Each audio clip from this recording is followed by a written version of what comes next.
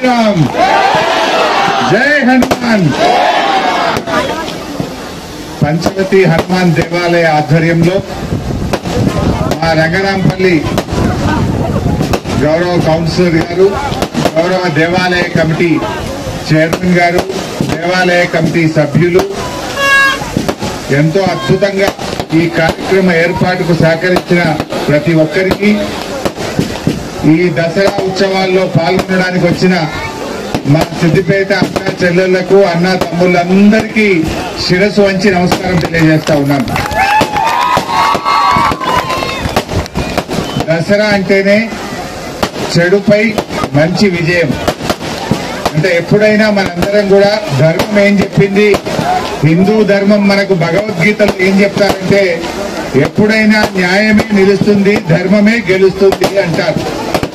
అదేవిధంగా కొద్దిసేపు ఆపరాదురా బాబు, న్యాయమే గెలుస్తుంది, ధర్మమే నిలుస్తుంది అంటారు.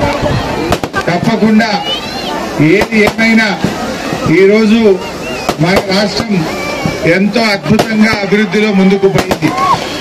ఆనాడు తెలంగాణ కావాలి, జై తెలంగాణ అంటే ఏం తెలంగాణ డెవలప్ అవుతుందా, తెలంగాణ చిన్న రాష్ట్రం అవుతుంది అన్నారు.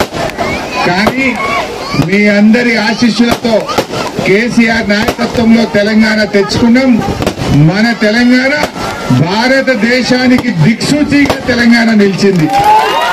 అంటే ఒకప్పుడు దేశంలో ఒక నాడు ఉండేది, బెంగాల్ ఆచరిస్తుంది, భారతదేశం అనుసరిస్తుంది అనేవారు.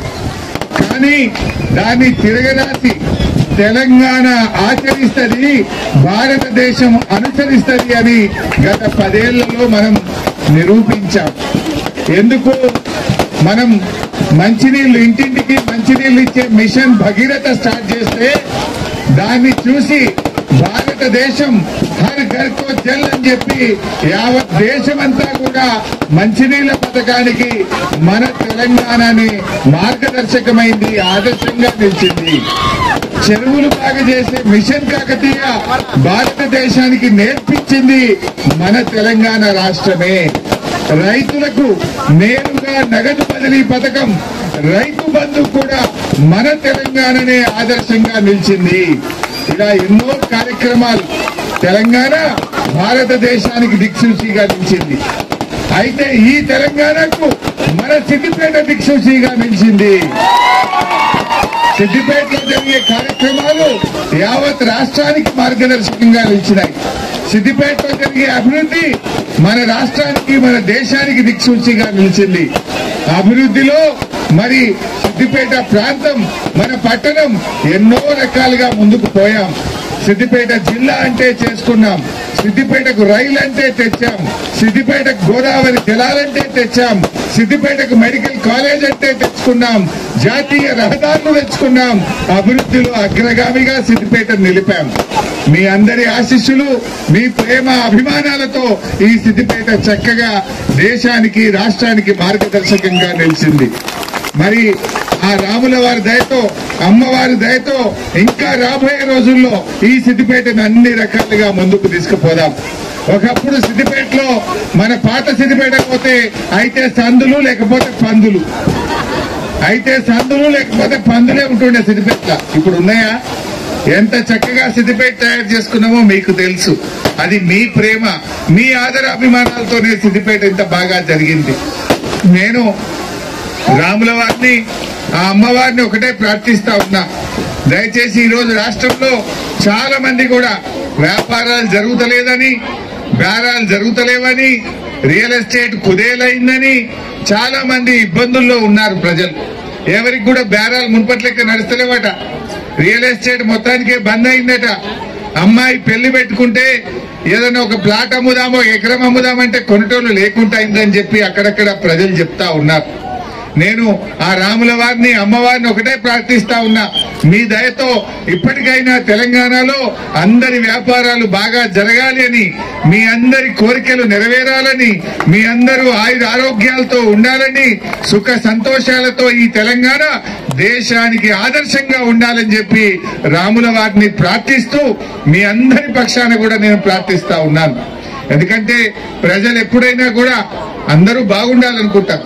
ఈ దసరా కంటే మల్ల దసరా వరకు ఇంకా ఉన్నతిని పొందాలని, పిల్లలు బాగా చదువుకోవాలని, పిల్లలు జీవితంలో స్థిరపడాలని, మన కోరికలు నెరవేరాలని, ఆరోగ్యంగా ఉండాలని మనము దేవుణ్ణి ప్రార్థిస్తూ ఉంటాం. అన్ని ధర్మాల కంటే హిందూ ధర్మం చాలా గొప్పది. మన భారత సంస్కృతి ఎంతో గొప్పది. మన కుటుంబ సంస్కృతి ఉంటుంది. మనం కలిసిమెలిసి ఉంటాం. తల్లిదండ్రులను వృద్ధాప్యంలో వారిని ఎంతో గౌరవంగా చూసుకుంటాం. జంబి ఆకు తీసుకుపోయి అమ్మా నాన్నకు జంబి పెట్టి 2 కాళ్ళు మొక్కి ఆశీర్వాదం తీసుకుంటే అందులో ఉండే ఆనందం ఎంత గొప్పది. ఇది ఏ దేశంలో ఎక్కడ ఏ సంస్కృతి ఉండదు. కానీ భారతీయ సంస్కృతి, హిందూ సంస్కృతి మరి దసరా నాడు జంబి ఆకు తీసుకుపోయి మొట్టమొదలు ఎవరికి పెడతాం? తల్లిదండ్రులకు పెడతాం. పెద్దలకు పెట్టి పెద్దల దీవెన తీసుకునేటువంటి ఒక గొప్ప సంస్కృతి మన హిందూ సంస్కృతి. ఇలాంటి పండగ నిన్ననే బతుకమ్మ చేసుకున్నాం. ఎంత గొప్ప పండగ. పూలను పూజించే పండగ ఈ దేశంలో ఎవరైనా చేస్తారా? ప్రకృతిని ప్రేమించే పండగ ఈ ప్రపంచంలో ఎక్కడైనా ఉందా? ప్రకృతిని ప్రేమించి, పుష్పాలను ప్రేమించి మరి ఆ బతుకమ్మ పండగ అక్కా చెల్లెళ్ళు 9 రోజులు ఎంత అద్భుతంగా జరుపుకున్నాం. కోమచ్చెరువు కట్ట మీదకి పోతే ఇంకా గంట ఉండబుద్ధి అవుతుంది తప్ప పోబుద్ధి అవుతుందా?